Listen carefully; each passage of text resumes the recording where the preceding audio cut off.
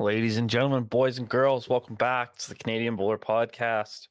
It's the OG squad here today. Screw you, Mike, for being on vacation in warm Arizona.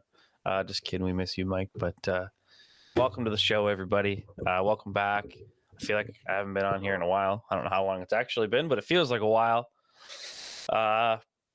I guess we'll start with the usual stuff here, guys. Don't forget, if you haven't already, make sure you hit that subscribe button down there. I know a lot of the people who watch the podcast are, but obviously we get some new people from time to time. So make sure you're clicking on that subscribe button. It means a lot to us. And also don't forget to leave a like down there. Click that little thumbs up. Helps a lot more than you'd probably think it does, but we really do appreciate it. If you're not available to stay around and listen to the entire podcast today, don't forget that we're available on all major podcast platforms, including Apple Podcasts, Spotify, Stitcher, and I think there's a few more, but I don't know what they are off the top of my head. And yeah, just don't be afraid to share us with all your friends because we do appreciate it. And I guess that's enough blabbering for me, but Daryl, how's it going today? Going really well, actually. Feeling good. Wearing my Canadian Bowler Show shirt that we've been testing out.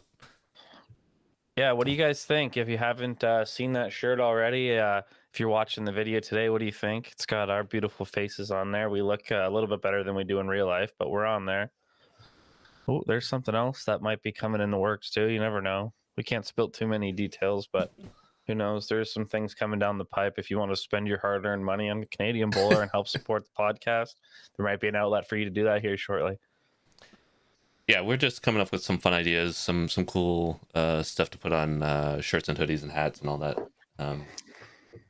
There's not a lot of it out there in bowls, so we figured let's have some fun. Let's make some really cool designs. Some make fun of ourselves as bowlers, right? I think we basically got to take the John Sightman fridge magnet style and slap them on t-shirts. Then we're good to go. All right. Alrighty, I guess let's just get this started off. Let's do some chatting before we get into the interview today, Daryl. I kind of want to talk today about. Well, let's start it off with Commonwealth Games. What do we got? What do we got coming down the pipe with the Commonwealth Games? Now, don't take me as an official source, but from what I saw, it looks like obviously the 2022 Commonwealth Games are going to be in Birmingham, England. Those are going on, I'll say, as scheduled, but kind of as COVID allows. The next installment in 26 is apparently in talks to be back down in Australia, and I think I want to say Melbourne. I want to say Victoria, if all those articles are correct.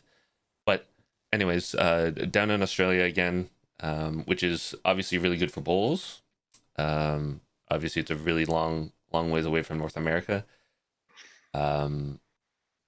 And it looks like possibly Hamilton has yet again postponed their bid till 2030 if they can actually get in there and get the Commonwealth Games for 2030. But I don't know.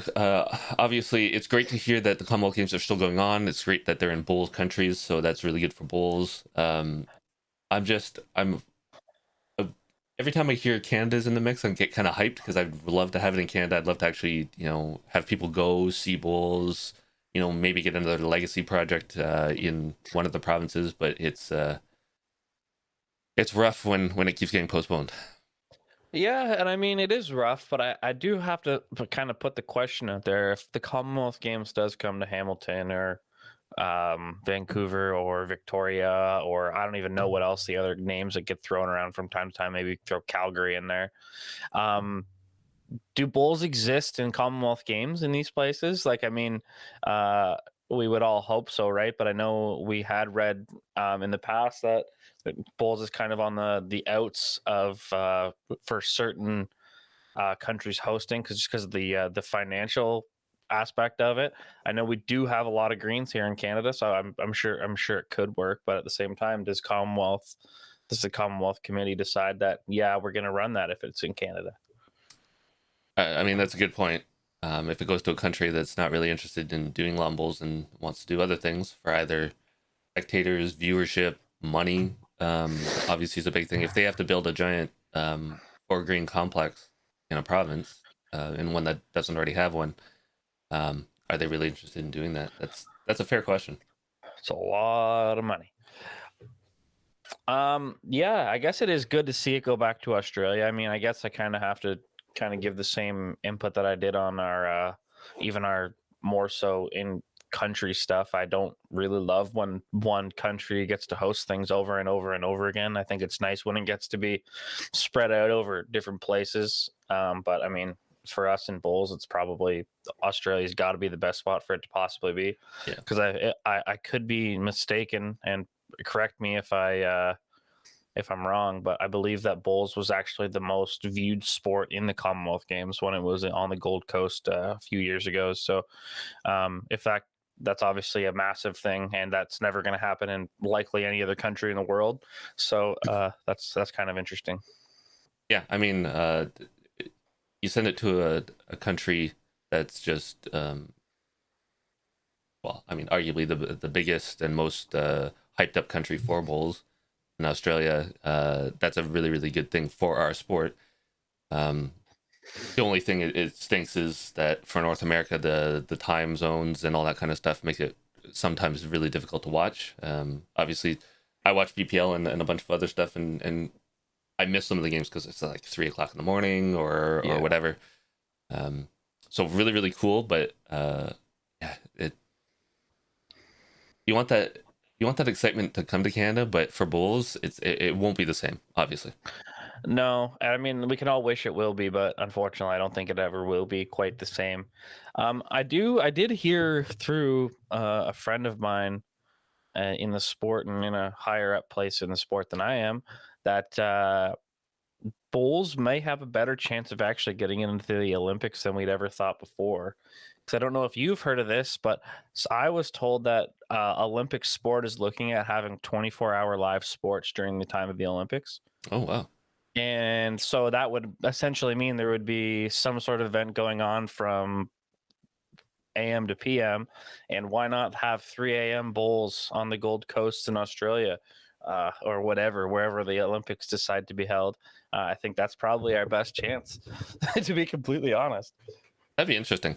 I wonder if that would work. I'll be perfectly honest. I love watching Olympics. I watch sports that I've never dreamed I'd watch before. Dude, I love diving. It's so strange. Like I would never watch it. I would never go out to like a match necessarily here to watch some of that stuff. What Olympics? I'll watch it. Winter Olympics as well. With my son was taking a nap and I was there and I sat and watched a full cross country ski marathon. I never thought I'd do that. Crazy, but I have to be honest. The last couple times when the Olympics were on and like the Winter Olympics, I didn't watch as much as I did. I didn't think that the hype and everything behind it was there, but hopefully when people start getting out more, doing more stuff, it'll get a little more exciting. I know we always talk about like the leaps and bounds that we wish the sport would take, Daryl, but what do you think's actually realistic? Like, what should we actually be striving for?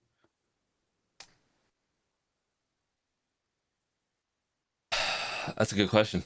I think the plans that are being looked at right now are good. There's some ideas of I mean, let's talk about Canada. Facilities and building up greens and doing that kind of stuff. I think there's a lot of potential to build stuff up, and I just think that right now there's a lot of clubs resistant to change. There's a lot of people resistant to change. They don't want to think about the game changing, their club changing. I think there's a lot of work that has to be done from top to bottom as far as rebranding the game. And I mean, Bowls Canada has put out that call for bids to actually help them reposition the sport to figure out where to put it, who to market it to, and all that kind of stuff. So things are happening, but it's going to take a while. It is just so funny, like looking across the board of all the countries. It's like, yeah, Australia, it makes sense why they're pushing for the Olympics. Not shocking, but Canada, should the Olympics really be our main problem? Like, reality, should Commonwealth Games even really be our big problem with all the clubs that are going under and members that aren't signing up and numbers diminishing? It's like, really, where should we be putting our dollars and everything else to at this point? But I mean, obviously, I hate to be taking the deep end side of this approach, but I'm just curious, really, like, where do you think we actually need to work on as opposed to the massive stuff? I think just reading what Derek said in the chat there, we need more indoor facilities, or at least a couple. I think that would help a lot, because that would make it a 20 or a 12-month sport as opposed to a 4-month sport. I think extending the game that way would be huge. Yeah, I guess, and Olympics does mean money to the sport, but unfortunately, if there is no sport to play, there is going to be no Olympic money for us to gather. So I think we got to kind of build up our base before we shoot for the stars here in Canada, at least, anyways. Yeah, and I mean, there's a lot of people that are going to have the same argument that you do, that looking at Comm Games, looking at national team, looking at events, spending money there. Why are we doing that when clubs are struggling? It's a bit of a column A, column B kind of question, situation where having the high performance team, having them win medals, do really well in the sport at Commonwealth Games, at World Bowls, at whatever, helps Bowls Canada get more money into their side so that they can then do more programs. Um, it's a weird situation. I mean, we can present the sport. It's not a matter of, hey, we send them to Commonwealth Games and we want everybody to watch it on TV. That's not necessarily going to happen. We need to build up the interest in our sport in Canada, but there's two sides to that. It's a really tough managing proposal, trying to put as much money as you can into grassroots sports, building it up, coaching, all that kind of stuff, and then also getting that high performance team out there, showing that we're competitive, having that national presence. It's a really tough question when you've got some people that really want more money into grassroots, some people that want more money into high performance, and then people in the middle that really don't know what to think. I truly think that Lombles just needs somebody to come out of the woodworks who has the marketability of an internet sensation. Like, I mean, I truly believe if there was one person that blew up online and continued online, like, I know it's kind of irrelevant, but like, look at the Paul brothers. I know they're not necessarily the most standard athletes, but look how well they're doing with their sales on boxing numbers and everything else. Obviously boxing's bigger, but if there's somebody who happened to be like that and stumble onto the sport of bowls, I think it could kind of skyrocket. Obviously, that's kind of out of the idea, but I mean, there's no reason why there couldn't be more content made around the sport, whether it be like videos of, like, almost like a vlog style, or travel videos, like John and people travel all over the world. If people on the national team were taking more video, even behind the scenes stuff, I think there'd be a lot of people out there willing to watch that. Yeah, I mean, that's a fair point. I think we've argued on the show before that organizations, associations, countries, they don't do enough on social media. We've been critical before about World Bowls. Like, when's the last time that you saw an interesting, necessarily tweet or Instagram or video from World Bowls? It'd be great if they were taking a bunch of stuff from all over, and feeding it out to everybody as a world organization. Um, we we Spoiler alert, we've heard back from Bulls England, and we've got some interviews with some of their players, and one of them is Nick Brett, that we talked to, and the one of the topics that came up was World Bulls Tour, and is World Bulls Tour doing enough with the platform that they have? And I think we've been critical. I know I've been critical, saying they don't do enough on social media. I mean, they have a couple of Twitter accounts that are inactive. There's like a couple of them out there. Facebook, they've been a lot better recently of doing interviews after, with some of the players, throwing out some of the cool shots and all that kind of stuff.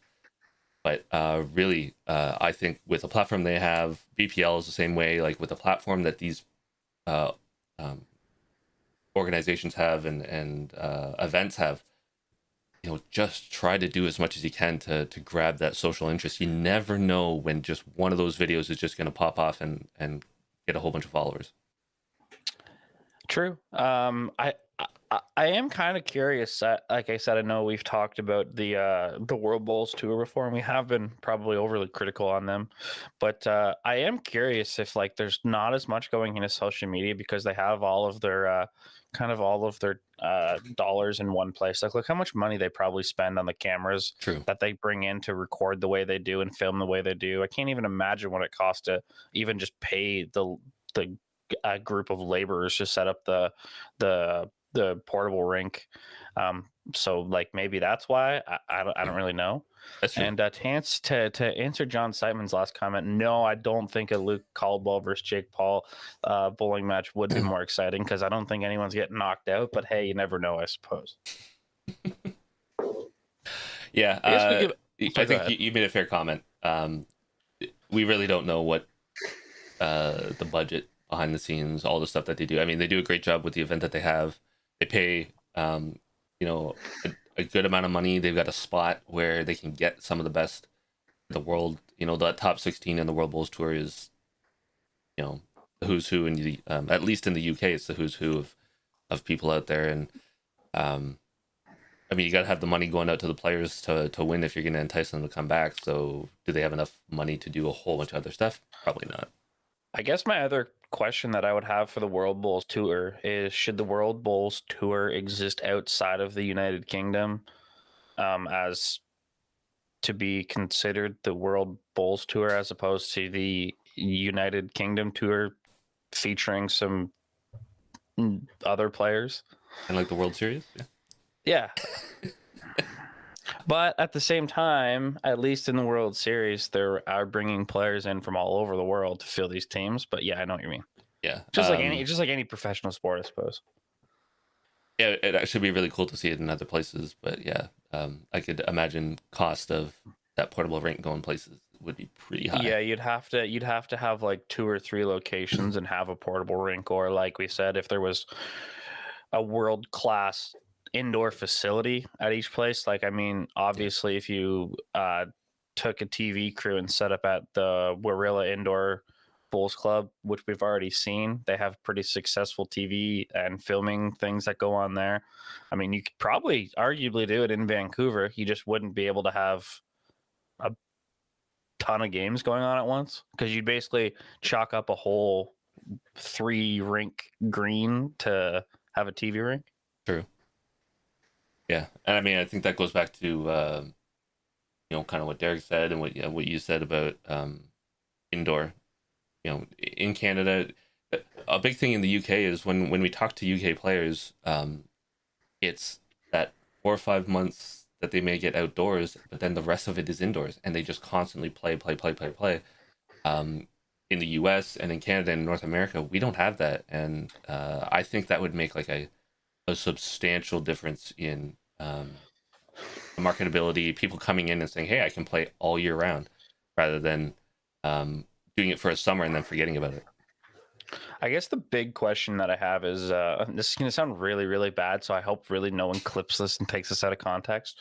But what are clubs in Canada thinking building outdoor greens facilities at this stage as opposed to an indoor? Is it cost that people decide to build the outdoor rinks instead, or is it just I can't even think of the word I'm looking for, but like basically like an old head? Is it because they're not willing to change? But like, think about it from any perspective in the world. If you could buy a home for $300,000 and you can only live in it for 4 months of the year, or you could buy a home for $500,000 and live for 12 months of the year, which one are you going to buy? Right. I mean, yeah, I think from my perspective, the cost is a huge thing. I know there's a club going in Quebec. I think it's just availability of land and facilities and all that kind of stuff. I don't think there's anybody that's either just fallen into a nice big old building that they can build an indoor facility in. But I mean, I don't mean to sound overly critical. I'm mostly just curious more than anything. I'm just right. like, I mean, realistically, if you think about it, like, I don't like, wouldn't you think that you would rather have an indoor facility? Like, I mean, even if you're trying to, like we said in the past, should you be running your club as a business? If my business is building a lawn bowling green, I'm going for the 12-month stretch. I'm making all the money I can over the course of a year. I don't know. Just a thought, I suppose. Yeah, I think it comes down to at some point we need to start thinking of it as a business. Like a lot of the outdoor clubs and whatever, so you get city help, you get some of them get just even taken care of by the city, the greens as well. Um, Also, we don't run it like a business. It's volunteers, and we take all the money and we do our best to just keep the doors open and the greens running. So for an indoor, you'd have to think of it as a business. It's got to be more than just a kind of a barely break even proposition. It's got to be money making, so you can keep the facilities as prime as possible. Being able to replace the carpet when you need to, all that kind of stuff. I don't know. All I think we need to do is we need anybody out there, crypto.com or somebody to sponsor us. Bumbles is getting into crypto. Let's go. Let's get it. Shall we start a Canadian bowler coin and sell it for $1 million or what? Some NFTs. Anyways, let's move on from this. But let's go BPL. It's talking about TV time. Let's talk BPL. Personally, I didn't get to watch a whole lot of it, but I did see some great highlights, and I actually watched the finals day highlights today while I was doing something this morning. But yeah, what did you think about the BPL? Awesome. I really enjoyed watching it. I really think that they've got an amazing product. Great event. Something that's super exciting. I'll just run over what happened. So there was 18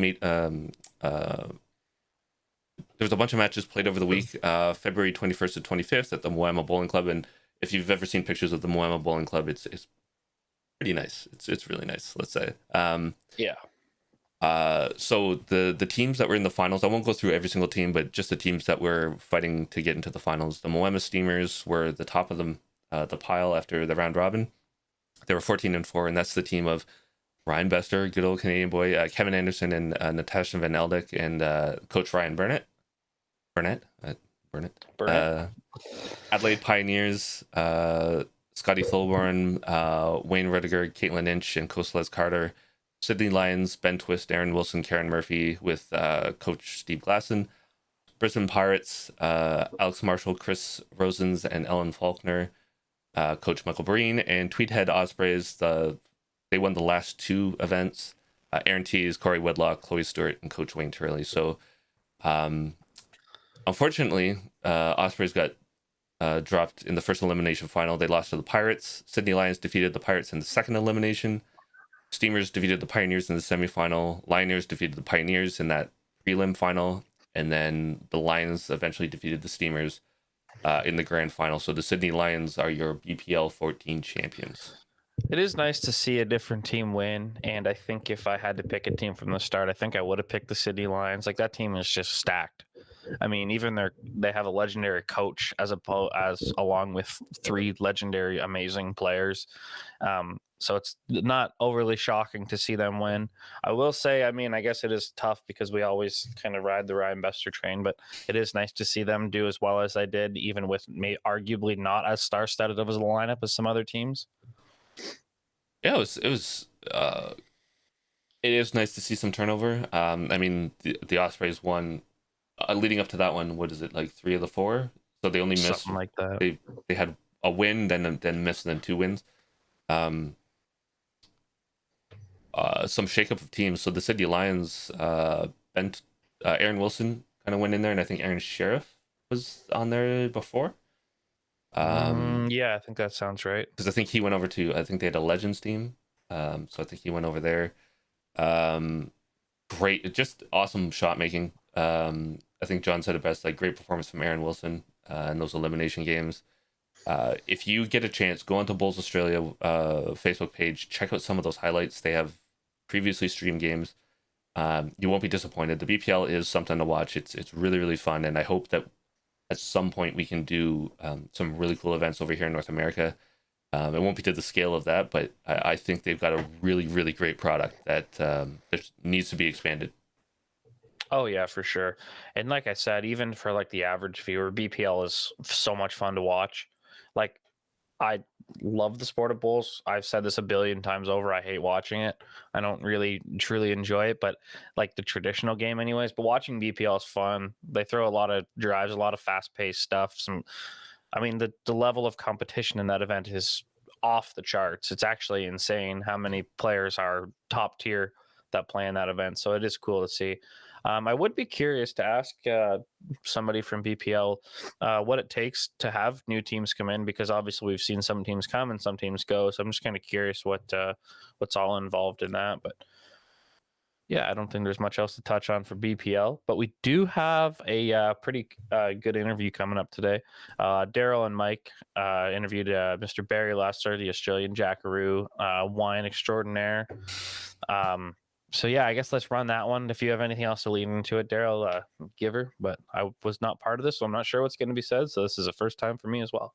No, the only thing I'll say is we've been really pushing hard to get interviews of countries that are going to the Commonwealth Games, some of their top players. We're really trying to push out understanding the person behind the player, not just what you see on the screen. So it was great to have all the we had Karen Murphy, and then Gary Willis, and now and then Lindsay Clark, and now we've got Barrie Lester. We've got a lot more coming up.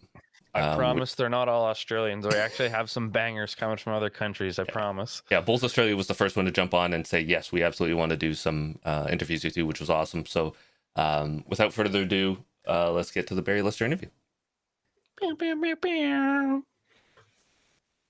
Hello, ladies and gentlemen, and welcome to the Canadian Bowler Podcast. Mike Petuli here today with Daryl Fitzgerald, and we're being joined by a special guest, Barrie Lester. Thanks for coming, Barrie.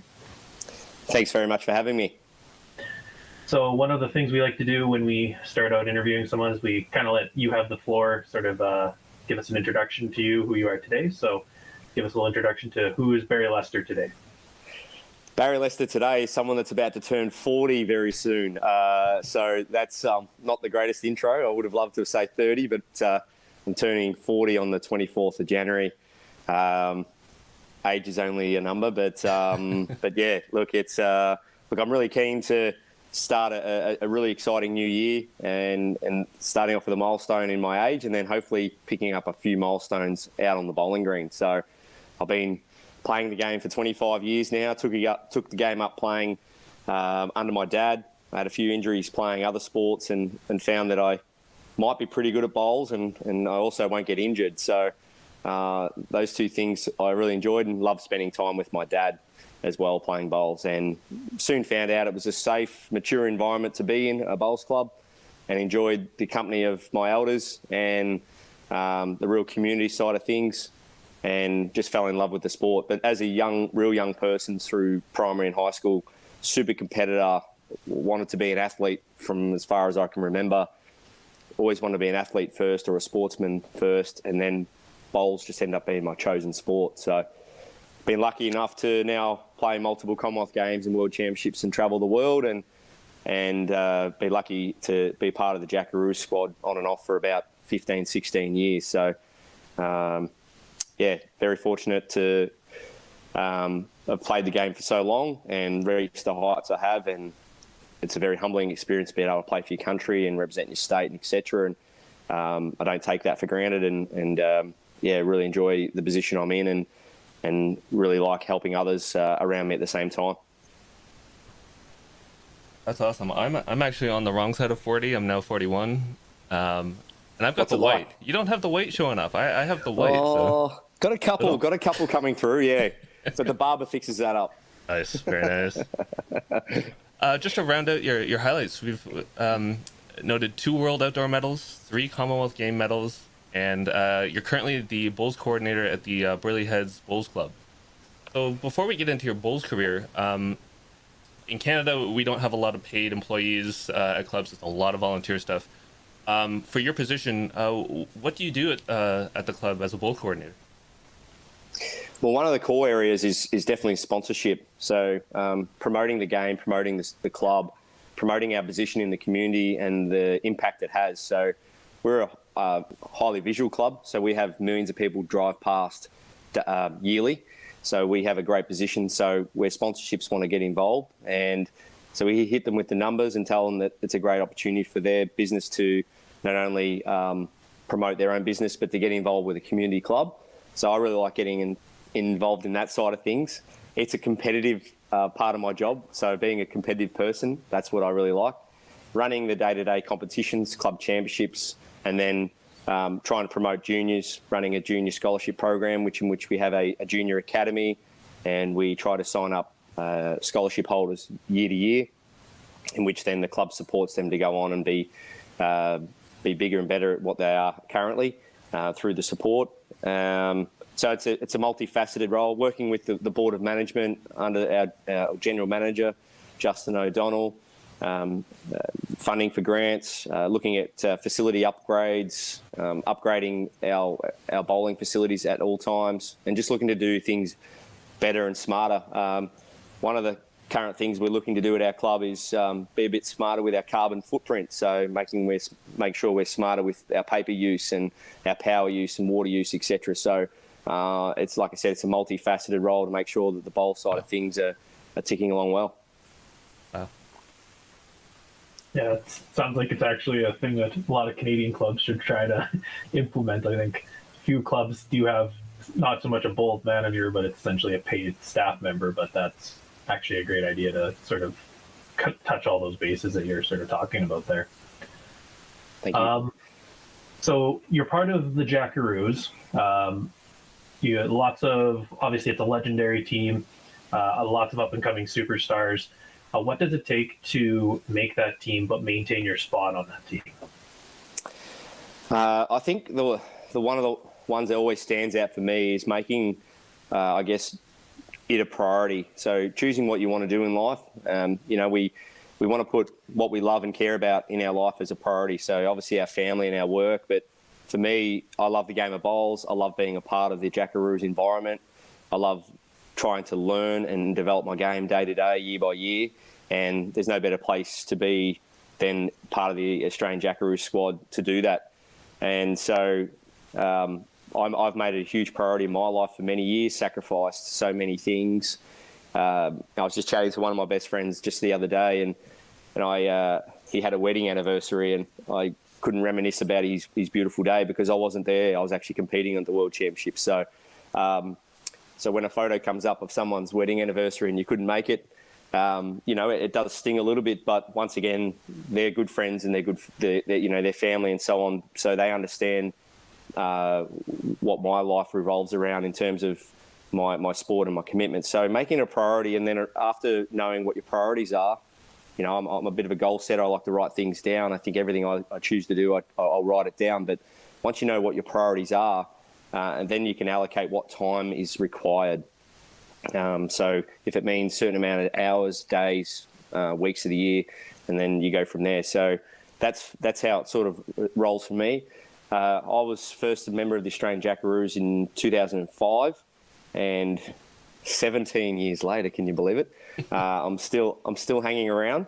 I had some time out between 2009 and 2012, and where I simply had other priorities in my life at the time, and that I had to address, and I made sure I got back on top of those to work my way back into the Australian Jackaroos team. It's never a given to be selected. Like you say, it's a legendary team. It's a lot of good players. So you just want to continue to work hard and know that when a big event comes around or a selection event comes around, that you've done all the hard work to deserve your spot. So with everybody that's on the team, and you've got a lot of young guys coming up, and people like yourself who have been there for quite a while and have a good foothold in it, what are you doing to prepare yourself to compete for the spot to go to Birmingham?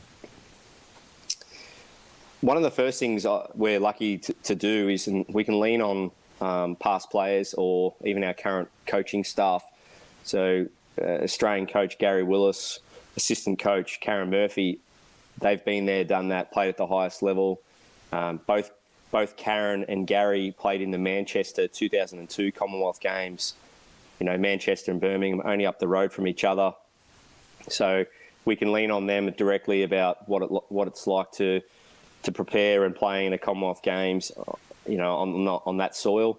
Then our previous coach, Steve Glasson, same thing, been there, done that. So being able to lean on past players and reach out to them, and we've got a really good, strong network for that. So that's one part of advice or resource we must use. And then knowing from there what is required. So for me, I've always considered myself and wanted to be an athlete first, and then, like I said, a lawn bowler second. And that requires living healthier each day, eating well, exercising, and making sure that the training we are doing somehow replicates as close as it can be to the conditions we'll be playing, whether it be indoor, outdoor, southern hemisphere, northern hemisphere. So knowing the conditions you're about to play in. And we're pretty lucky here in Australia. As you mentioned before, you don't have many paid employees at your clubs, but here in Australia we do. And we can speak to greenkeepers about maybe changing the conditions of the surfaces to suit our training or our preparations for events if they can. We've got many clubs with indoor, outdoor, and so on. So using the resources and whether it be people or actual product, and then lining yourself up with that pre an event. So if you want to get selected for something like a Birmingham, knowing what's required. And I think when I speak about talking to other players, I think technique will come into that a lot as well. So what techniques involved in adjusting your delivery and how to play to the conditions with consistent performance. It's like you've been part of many major different competitions, so Commonwealth Games, World Bowls, BPL, UBC, long list. If there's any event that you've competed in that stands out above the rest? Playing in a Commonwealth Games is, I think, is the pinnacle along with World Championships. But I think the thing that comes with the Commonwealth Games is that you get to meet other high-profile athletes. There's media involved. You get to be in the village and live like it's sort of, you watch high-profile sports on TV like NBA and stuff, and you think they live this unreal, cool, professional life, and we get to sort of live that for a couple of weeks, where there's food halls and stuff like that, and you get sort of chauffeured around. So I think that whole experience is the pinnacle. We see the World Indoor Championships on at the moment over in Potters. I've been over there quite a few times, been lucky enough to experience that environment. That is a tremendous event, at a great venue, played on a portable rink, and that's one that I've always held in high regard. We're very fortunate with the BPL and UBC that we call them the hybrid or the franchise events. I play with Danny Non Club, and to do well in those over the last few years is amazing. You get to play up to the TV a bit, be pretty relaxed. I was rocking the cornrows last year. You'll see a few wacky hairstyles and a few pretty cool celebrations, and it's, I think, a great opportunity for the players to let their hair down, have some fun, but at the same time know that they want to go out and win, and it's a really good competition. So they're ones that sort of stand out for me, the ones you've sort of rolled off. But the one that's probably most close to home in terms of sentimental is a couple of local ones. We play a Trans-Tasman, so we always play against New Zealand every 12 months or 18 months. And a Trans-Tasman is a local rivalry. So I'm not sure what you've got back home over there, something similar, but you can't beat that sort of local rivalry. And there's just something about it. You get out there and play for Australia against New Zealand, the Trans-Tasman rivalry. And so some of those events close to home are very passionate and mean a lot to me as well. Yeah, the closest thing we have to that here in Canada is we call it the NAC, the North American Challenge, and that's where we play the States. So it's Canada versus the United States, and that's a pretty hardcore rivalry in a lot of other sports. So to have that in bowls, and we're the only really two big bowling nations in North America, so it's really all we have, but it's so much fun, like you said, to roll up your sleeves, play for Canada, and try to beat down the United States. Always fun. You can't beat it. You know, we're lucky with the states and territories, not as many as over there, but yeah, we have state versus state quite regularly, and then all the states come together and we play an Australian sides championship. So every state's trying to beat each other to be the best state champions of the country. So that one's really cool. The Alley Shield, that's a great event. Been lucky to win that one twice over 20 years, so that's how hard it is to win it. But that one for me is close to home as well, because representing your state is a very privileged event here as well in Australia, because you look at a state, say the size of New South Wales, close to 1,000 bowls clubs. A lot of people trying to make a side with only 12 people in it. So it's pretty competitive stuff. Yeah, I can relate to the provinces that we have. So we have a tri-province challenge where 3 provinces play against each other, and we're developing a Western Canadian championship. But then would have been the 4 provinces in the West. But with COVID, it's kind of gone on the back burner a bit over the last couple of years, so it didn't actually come out. But I relate to that, where it's fun to play for your province, your state, or whatever it is, and then play against another group of 10 or 12, whatever it might be, and sort of see who comes out over a span of a couple of days. It's a fun event to play a part in. Good stuff. Yeah, Daryl. I was going to say, you're a member. You mentioned the BPL, and you're a member of the Melbourne Pulse. You've been with that team for a while now. What do you think of the format of the BPL? Is that something that possibly could translate to something not just in Australia, but more international? Most definitely, yeah. You can grab that format and run it at Clubland for sure. Maybe just trial it, just get your club versus another club and just say, we're just going to have a hit out one day a week, or we're just going to run it under this format. We can send you the details. I'm pretty sure I've got some stuff already at home or on my computer that's just cut up the cards already. And yeah, we play a bit of that stuff locally. So yeah, why not? Give it a go.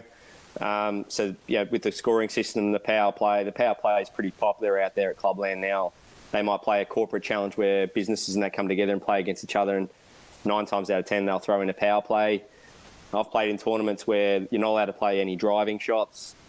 It's purely just draw, and if the jack leaves the rink, the jack has to get re-rolled down the green. It's just like you can do so much different stuff, and it's so great that Bowls Australia has come up with that initiative to make it more of a hybrid event. They saw the trends happening with so many other sports, with the cricket, with the Big Bash cricket, the short formats and stuff, like the IPL in India. So it's great that all these sports are now having these short, sharp formats, and we play across 4 or 5 days. We play about 15 or 16 games. So it's a big format, but it's so fun, short, sharp and exciting. And I recommend it definitely. And it's a really good one for beginners, just to keep them, interested in the game, I guess. I just keep them sort of more aroused, bowl by bowl, knowing that there might be a shot that can really change the game, e.g. a power play, etc. So that's where your beginners, you can give them a go at that as a sort of a stepping stone. From there, they'll transition into maybe some of the more traditional formats. Okay.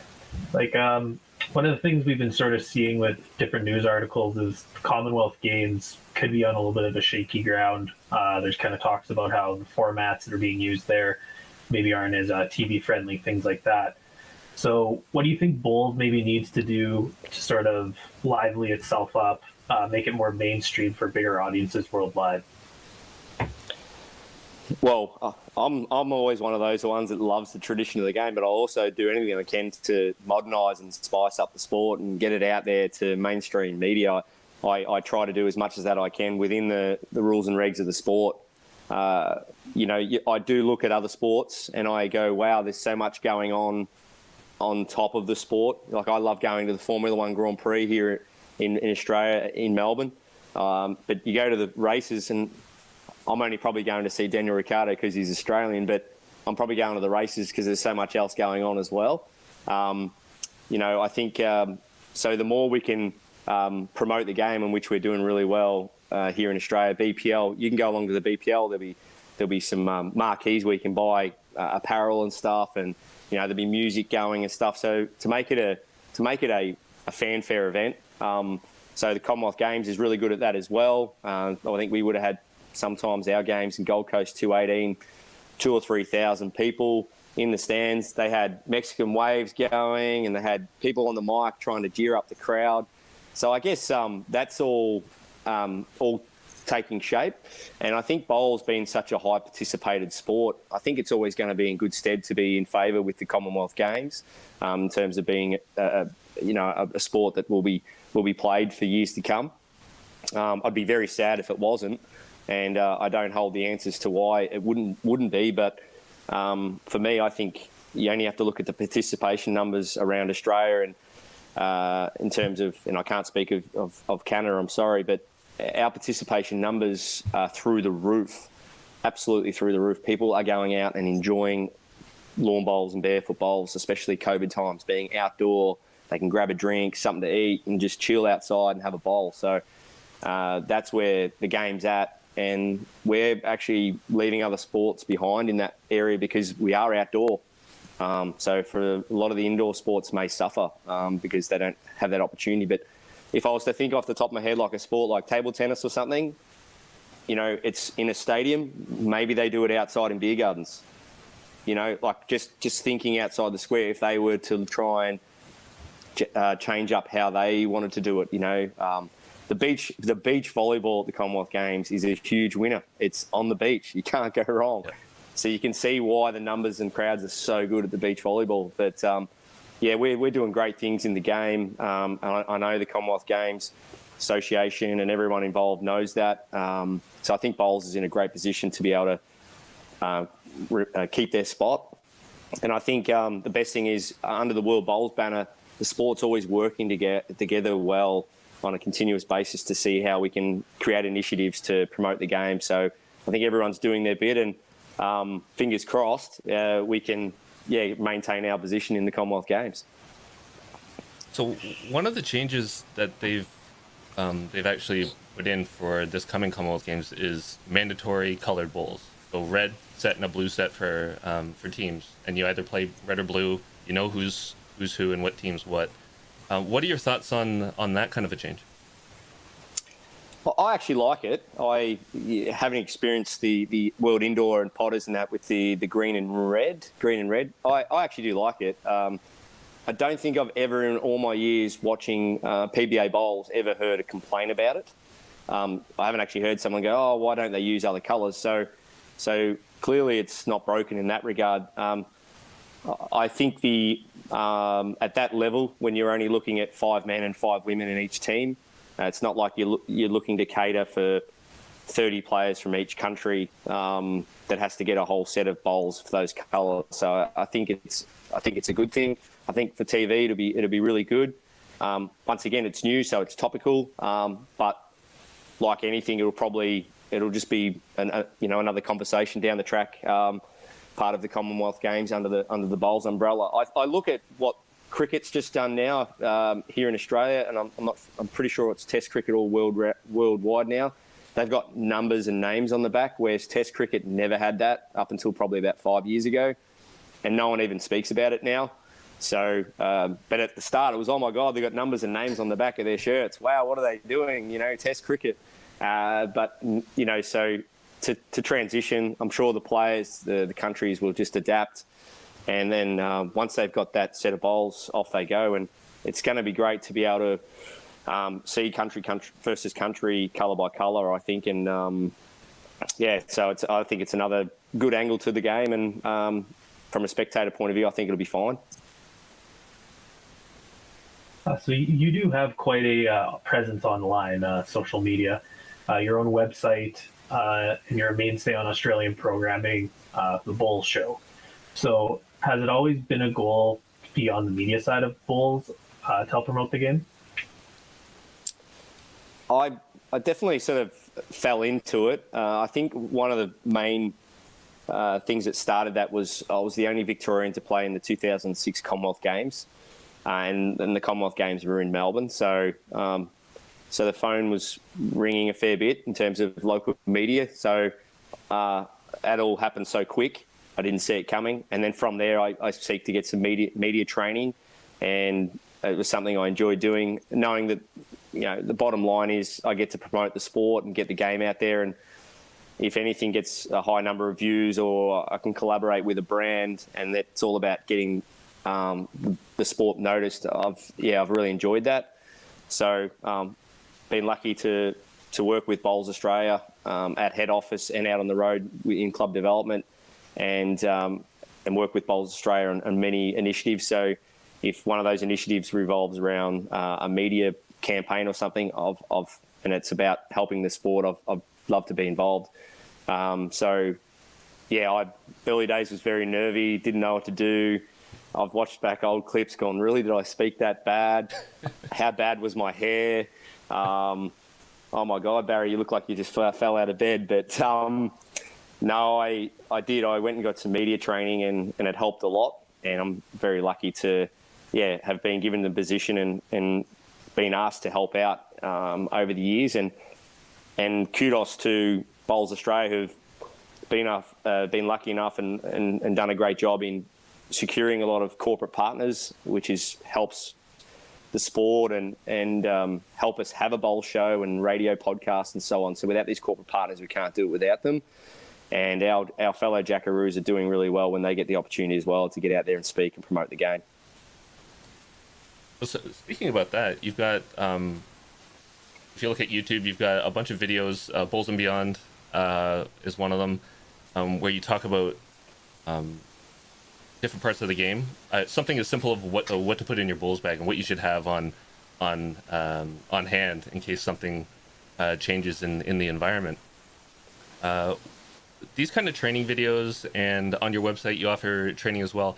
How big is it for you to try to give back all the stuff that you've learned to the bowls community?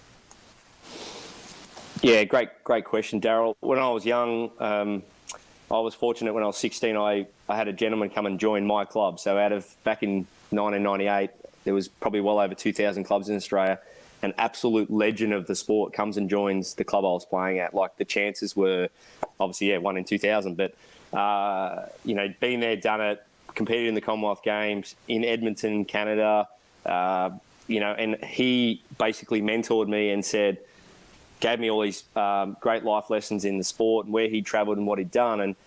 And I felt like I was literally being schooled every day, and how lucky I was to be educated on the game. You know, he taught me little things about preparing for slow greens and quick greens, and he even spoke about when media comes around, how to deal with media. So the amount of education he gave me that he'd learnt was so beneficial, and I've felt along my journey, at any opportunity I can get to pass that on to fellow bowlers or people coming through, I'll do the same.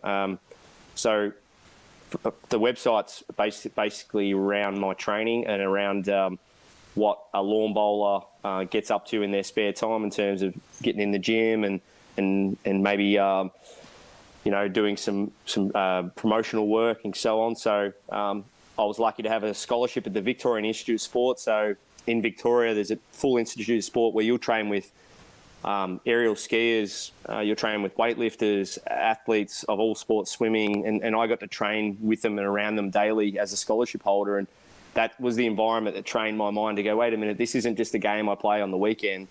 This is a sport that I'm an athlete in.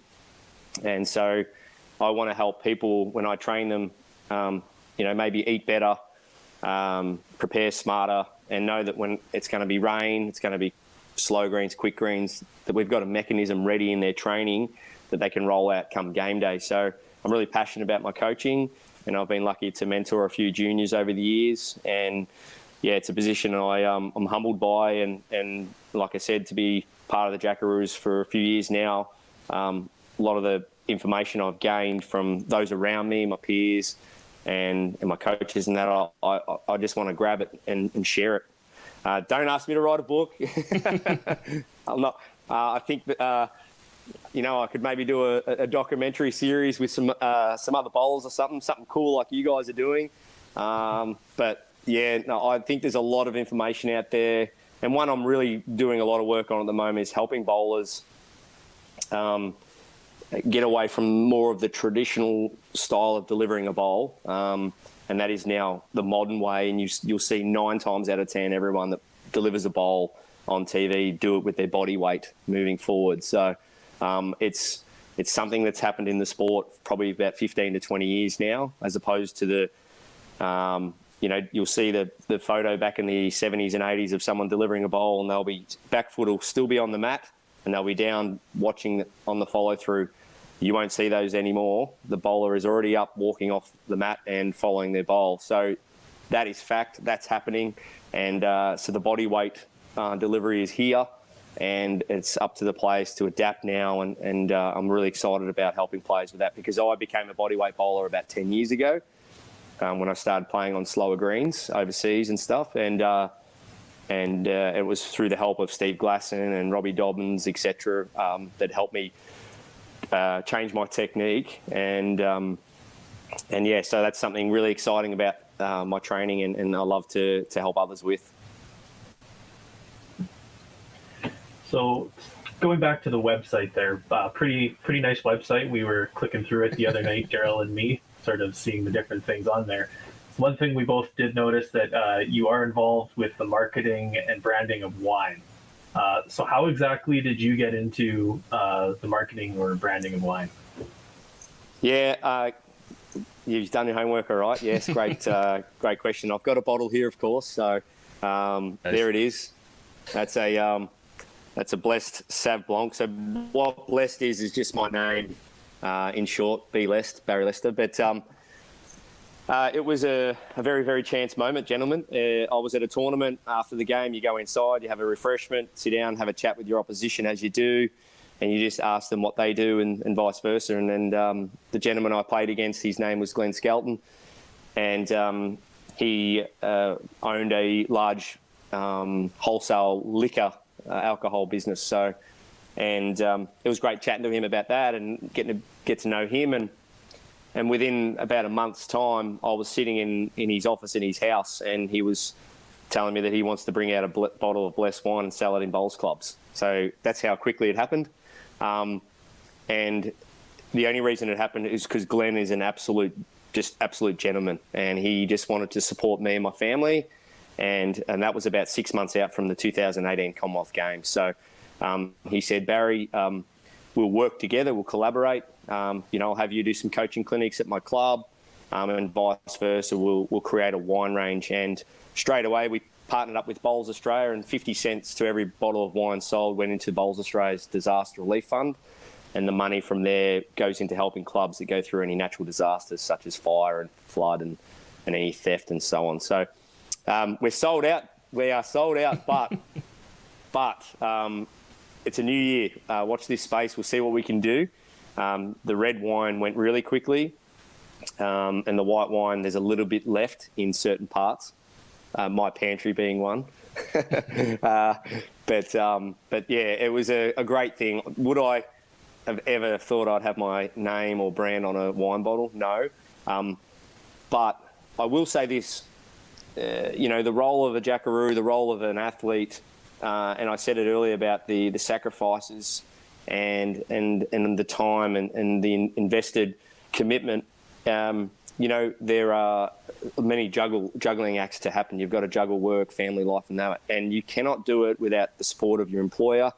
And an extension of that, you cannot do it without the people around you. So if that's sponsors, certain networks, any supporters. So to be able to do what we do, we really do appreciate those people around us in our corners. And Steve's Liquor is the name of the liquor company, but they've been a huge supporter of me and my family, and I couldn't really have done it without them.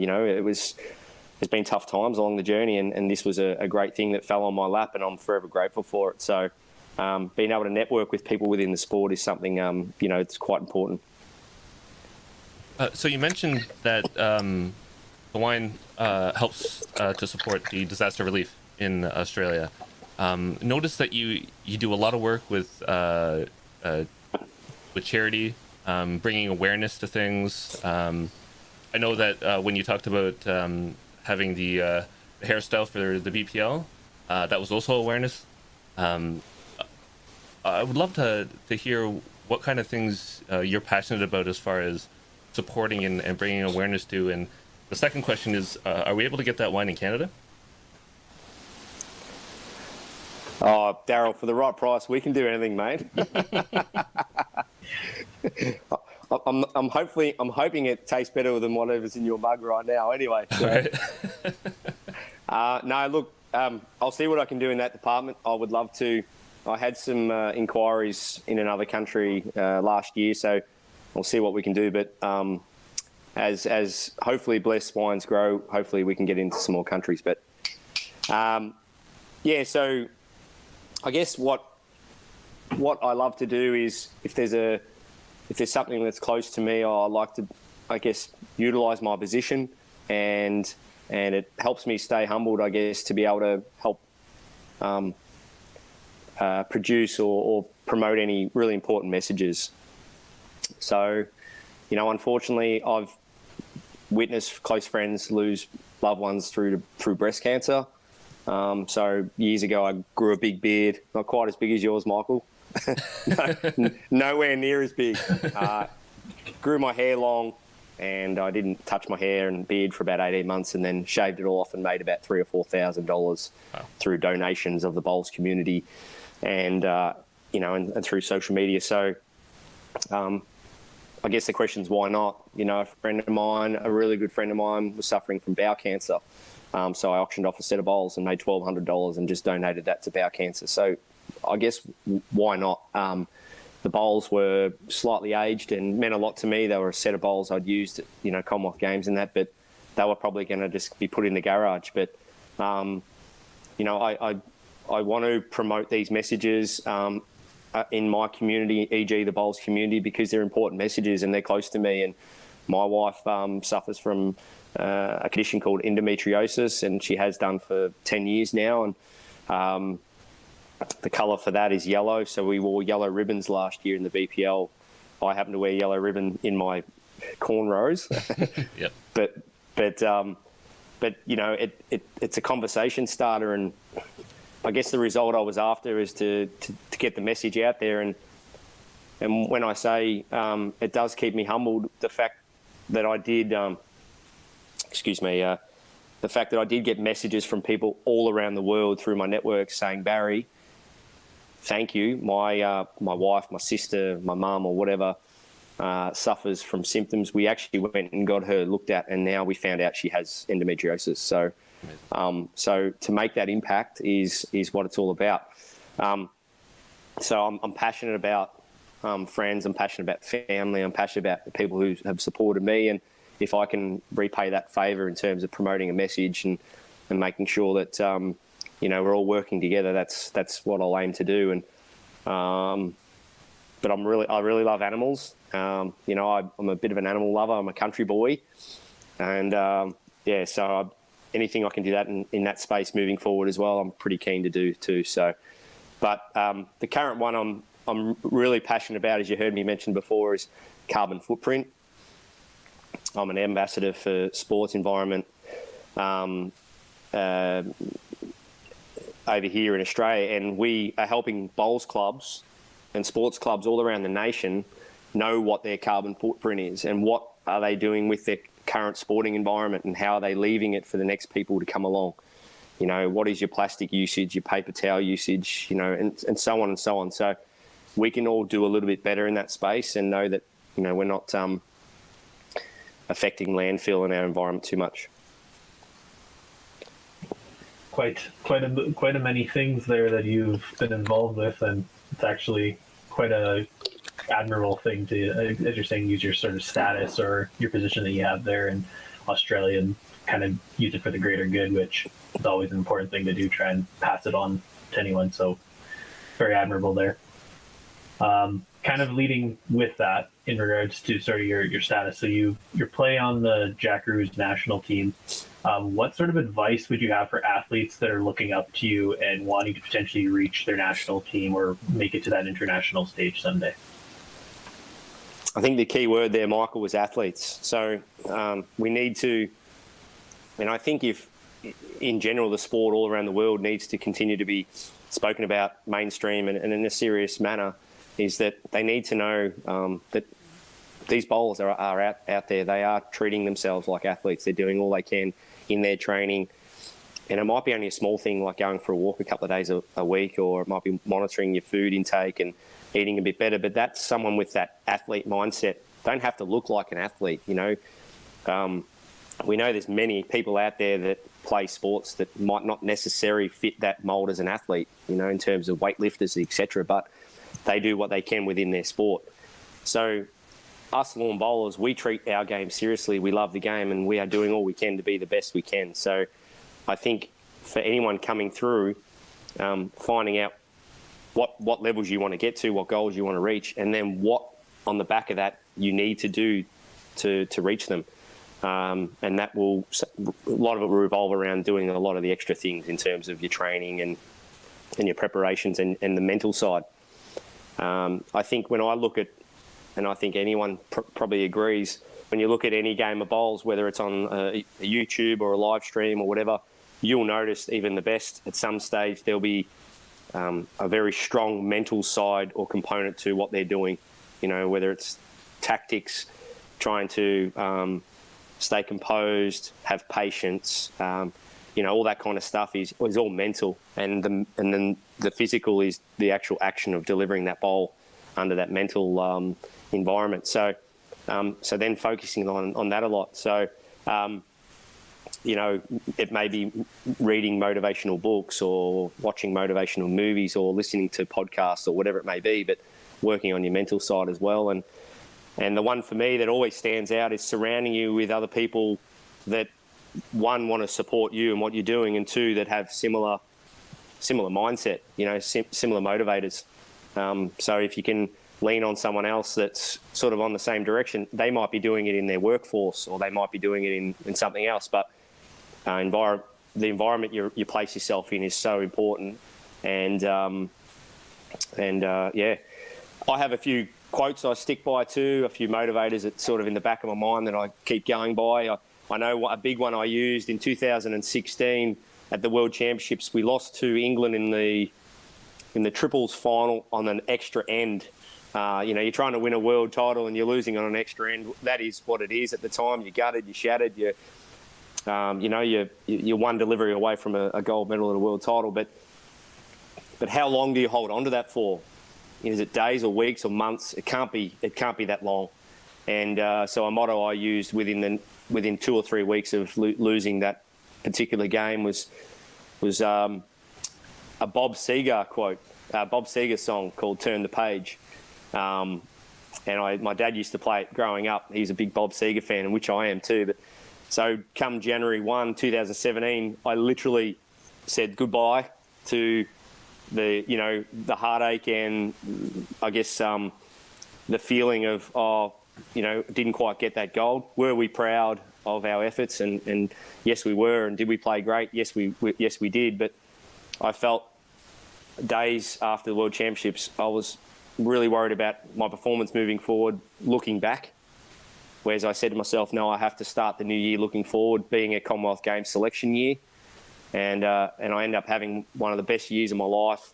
I got #1 bowl of the year. I won a lot of big titles, and it all started with my mindset. New year, new mindset. That's a really powerful message, and I think a lot more bowlers need to hear stuff like that. Too often they just focus on the technique and the motor skills and delivering a bowl, and there's just so much more to the game that needs to be taken into account. And I think what you said just there is a really powerful message that people definitely need to hear. That's really great. Thank you. Yeah, it's not always easy talking about it. Life is a roller coaster. There's a lot of ups and downs. We're all fighting our own little battles, but especially with COVID, I haven't seen family for a couple of years and stuff like that. It's not easy. But have we had it good up here on the Gold Coast? Yes. So I'm a realist as well. So, but at the same time, one of the best things Gary Willis, our Australian coach, said recently is with COVID at the moment, one of the best things to do is think just keep training, conditioning yourself like there is literally a big event on tomorrow. So, and COVID will do what COVID does, and that environment. But yeah, keep lining yourself up like you got a big event that starts tomorrow. In talking with, we had a talk with Karen Murphy and Gary, and also Lindsay Clark. And one of the big themes that came out of those talks was good people. That the Jackaroos, the coaching staff there, the foundation that they try to build upon is good people. Like, plain and simple, we want really good people, support network, all that kind of stuff. How important has that been to you with all this COVID stuff being on? Yeah, thank you, technology. You know, Victoria probably had it worse, followed by New South Wales. So separated. I saw one of the Jackaroo players last week and hadn't seen him for 6 months, and that's pretty good. Yeah. You know, in person, and I was like, "How long's it been?" And he's like, "I think it's been 6 months." It's like, wow, really? You know, you go from seeing these people nearly weekly around events, or at least monthly, and then you don't see them for 6 months. So, but having that strong bond, great culture, regular Zoom meetings, and having our own level of commitment to the program. So, you know, weekly reporting, monthly reporting, knowing that, you know, we're all doing our own bit, our own training, and that we're all trying to motivate each other. We're very, very well connected when it comes to birthdays, anyone that has babies, weddings, anything like that. It's all celebratory. It's all, if it happens to one, it happens to all. It's one tight-knit unit, and we've created that culture for a good at least 10 years now, and it's something we pride ourselves on, and we carry our cards around with us, our commitment cards. We've got to keep them on us at all times, and yeah, we're really big on trying to motivate each other and be there for each other through the good and the bad. Well, that's it's very interesting just hearing the perspective from the Australian side of it there, with like the heavy commitment, and as I've seen the commitment cards a couple times I've played for Canada, where it's just an interesting whole different level for the national team there. Was there anything else that you had to bring up here, Daryl? No, I think that was great. That was ran my questions. I guess the only other one that I have, which I'm surprised I haven't asked anybody before, is when I go to Australia, and I've been to the Gold Coast a few times, and talking with people, it's almost a couple days, maybe even a week, before I actually learn someone's real name, because I hear it's just constant nicknames and last names and all this kind of stuff. What is it about the Australian culture that's it seems so fun, and that people just have nicknames like coming everywhere? Well, yeah, I guess, you know, when I look at you two, within days, or even if we went for a game of bowls together in the next, you know, for a couple of hours, Daryl, you'd be Dazzler to me, straight up. You know, you'd just be Daz or Dazzler. Mickey, you know, why Michael, you know, and then we'd find some extension to that to find another nickname in there. Yeah, I guess we don't try to take things too seriously when we don't have to. You know, I guess that is our culture. I don't know. I think it rolls on from person to person. You walk into the local bowls club, there's hardly a serious conversation going on anywhere. If there's people sitting around tables, if you went over and asked them what they're talking about, it's going to be probably sport. It's going to have something banterish about it. It's going to be jovial, and that's what we do. It's what we love, and yeah, we I don't know. Sometimes we can probably be a little bit too relaxed, you know, a little bit too laid back. But where's the fun in that? But yeah, I don't know. Gold Coast, yes. Australia wide, yeah. I think we've got slight little accent changes around the country as well. They're only slight, but you know, you go down to Tassie, they'll call you cobber. You know, so you wouldn't call anyone probably in Queensland, New South Wales, maybe a little bit of Victoria, but cobber's probably not a word, you know, we use much, but it's a great word. We love cobber, you know, it's a great Australian word. So yeah, there's a lot of cool words we use, and they're our sort of own way of going about it. You guys are probably familiar with fair dinkum and all that. And bloody oath and all that. But it's just how we roll. But Perfect. I've been watching a bit of Harry Mack. I'm a big Harry Mack fan, and he's been on that Omegle, is it? And he interviews these people around the world, and you hear their different slangs and languages and stuff, the way they run with words and stuff, and even like when I played in Hong Kong, they'll call a drive in Australia a quick bowl, a fire, fire shot. So it's just weird how there's different words. What do you got for me? What do you call a weighted shot in Canada? What do you got? Something you love to go to? A drive, but we have slang for it. Thunder. Yeah. Throw the thunder. Yeah. Well, yeah, nice. Yeah, we'll say upshot, runner, top, like UK, they say timer. So, yeah, but I've got my nickname. One of my nicknames is Snelly, and that's purely because of who I mentioned earlier, my mentor, John Snell, right. OAM. He, long story short on that one, I was playing in a tournament and there was a newspaper article that John had spoken to the local media that I was coming up through the ranks, and John Snell said this about young Barrie Lester, and anyway, everyone started calling me Snelly Junior, young Snelly, and anyway, it really caught on, and everyone's just started calling me Snelly, and John being such a legend of the game, Hall of Famer and so on. A couple of years later, he came and watched me play for Victoria at a big event, and I'm running up and down the green playing shots and stuff. And everyone's yelling out, "Shot Snelly, well done Snelly." And the look on his face was like, "Oh my God, this is so cool." that like my protege is being called Snelly. So, he's a legend in the world of bowls. And I love the fact that through me, his name can continue on. That's awesome.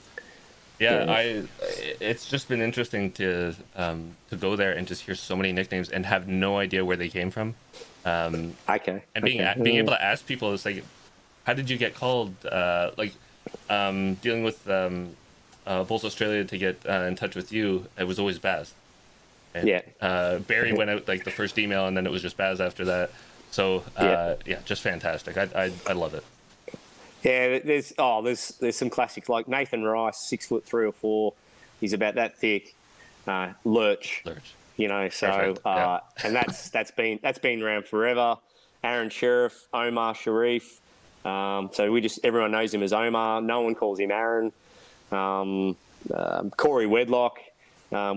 He's a big man. We call him Bear or Neck.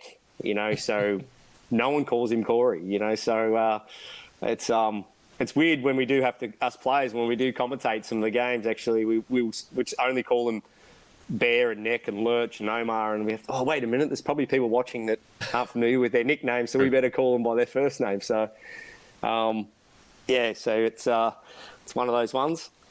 There he is. Yeah, hey, Ovo, they're the boys from Canada. Look, Daryl and Michael. Look at that. Awesome. You want to go to Canada one day? So I guess if we're staying on the accent part of things there, Daryl's currently wearing what most people would call sweater. In my area of the world, we call it a bunny hug. Have you ever heard of a bunny hug before? Not a bunny hug, definitely a sweater, but that's a hoodie every day of the week in Australia.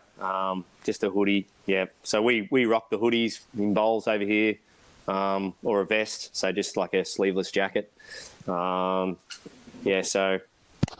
snapbacks are getting more popular, and we can bowl in singlets now too, which is good. That's been all approved. So on a hot day, if your club allows singlets to be worn, you can get out and bowl in a singlet too now, which is good because female golf sort of wear the singlets, tennis players wear the singlets. Yeah. We were speaking earlier about transitions in traditions. One thing I do at my club that hopefully starts to gain a bit of traction is as soon as the greens are available of a morning, before I'm running an event, it's there's no structured roll up. It's just free for all to go out and warm up. I'm a big one on that. If the green's available and the game's not for another hour, I just let people go out and warm up. So, I think that's a good one because, you see so many sports, they get to warm up for like half an hour, And yeah, I just want to see that one grab a bit of momentum in the game at definitely club level. Don't know about other stuff, but yeah, I think it's a warm up in sport. It's very, very important, and I think more than 2 end roll ups, pretty cool when you can get it before a tournament. That's awesome. Mike, any more questions? No, that's all I had here for today. Well, Barrie, on behalf of Mike and myself, we want to say thank you so much for coming on the show, for being an Australian representative. Hopefully we can get this out not just to Canada but to the world as well. Show them who you are, another side, not just who's on the green. And you're such a fantastic representative of the sport and of Bulls Australia. It's been really inspirational to talk to you, and we really, really appreciate it. Oh, you're giving me goosebumps. Look, my hair's standing up. Thanks. You say goosebumps over there? We do. Yeah, we do. You beauty. Thanks so much, gentlemen. It's been a pleasure, and it's the beauty of the game. We connect worldwide, and you can't beat it. That's community for you, whether it's over the internet or not. So thanks for having me, and keep up the good work. Anytime the game gets promoted out there, we're all winning. So thanks so much. Thank you very much. Wow, that was a good one, Daryl. I actually was really locked into that one. It was a little bit of a longer one for our standard, but no reason to cut off a good conversation, in my opinion. So glad you guys kept that one rolling. Yeah, it was good. Barrie was awesome to come on. I really want to thank Bulls Australia. Bulls Australia has been a good supporter of ours. When we emailed and said, "Hey, can we get some interviews or have some people?" They just said, basically name the people. We'll try to get them for you, and everybody was accommodating. So it's been fantastic. And yeah, that was a really good one. I didn't actually realize he was involved and had his hand in as many things as he does, but it's pretty interesting. All of the I don't know, the carbon footprint thing was kind of interesting. Yeah. And I didn't realize that the money that was involved with his wine and Bulls Australia went to a natural relief fund, or however he worded it. I thought that was kind of a pretty cool thing as well. Yeah, and as soon as we are able to get some wine over here, we'll do a tasting, and we'll let you guys know exactly what it's like. We'll have to have a Blessed After Dark episode sponsorship. Yeah. So if you're out there, Barrie, when you can get it over here, we'll do that. Just one final thing for me for today. We dropped a new series, our first episode of Mike's new series, Bulls. Mike lined up Mike lined up an interview with Bias Bulls, which is a new Bulls seller on the market. They're working with Taylor Bulls to come up with a new kind of style and look for Bulls. So if you get a chance, drop into our YouTube channel, check out that video. It's a really good interview. It's really interesting. And Mike's going to continue to roll with that program, and we'll see how it goes.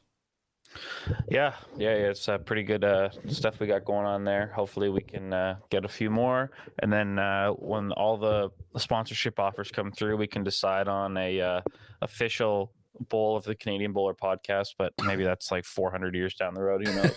But anyways, I think we better wrap it up. This is a long one for us. We keep setting records every week. Yeah. But if you guys missed any of that interview or the start of the show, don't forget that we're available on all major podcast platforms for your listening pleasure. We'd obviously love if you could watch the video. So this video will be posted back to YouTube within, an hour or so of this recording. And make sure you hit that subscribe button down below if you haven't already. Make sure you hit that little notification bell so that you can get all of the notifications whenever we go live or new videos are posted. And the thumbs up button goes a long way. It doesn't take much for you guys to click that little thumb, but makes the world of difference for us. So we do appreciate every single one of you guys that are out there listening. Thanks to you guys who have tuned in for the whole show and are still stuck around. We appreciate it. I guess that's it for today. I don't think we got anything else. A couple weeks time, we'll see you again with another great interview. I believe it's the final Australian that we have coming up. No, we'll be moving on to the Bulls England. I lied. We're going on to Bulls England. We actually have a heater coming up. I'm pretty excited for the next one if it's what I think it is. Thanks a lot, guys. Until the next one, everyone, I hope all your shots are touchers.